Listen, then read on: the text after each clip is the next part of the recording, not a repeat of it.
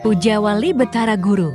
Piodalan ini dilaksanakan sehari setelah Hari Tumpek Landap, tepatnya pada Redit Umanis Ukir berdasarkan perhitungan kalender Bali.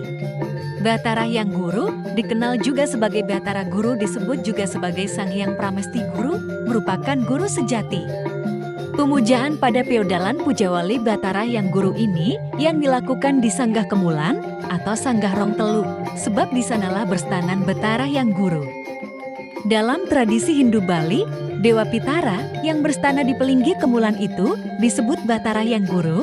Ada 4 guru di Hindu yang disebut Catur Guru, yaitu Guru Swadhyaya, Guru Rupaka, Guru Pengajian, dan Guru Wasesa. Atman adalah dasar pendirian Sanggah Kemulan sebagai tempat untuk memuja Dewa Pitara sebagai Batara Hyang Guru. Artinya, pemujaan pada leluhur dengan melaksanakan piodalan dalam tradisi Hindu Bali sebagai tanda berbakti. Karena hal baik, buruk datangnya dari leluhur dan harus diterima sebagai warisan. Jadi, hal baik harus terus diupayakan dan dipertahankan keberadaannya agar berguna bagi kehidupan manusia.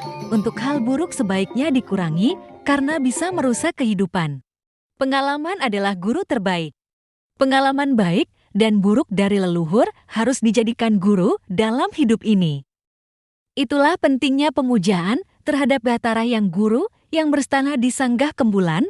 Krama Hindu Bali meyakini tidak boleh manusia lali kamitan atau lupa menyembah menghormati Batara Guru.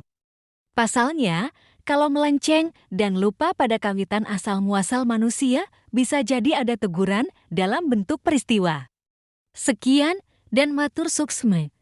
Rahayu Semeton.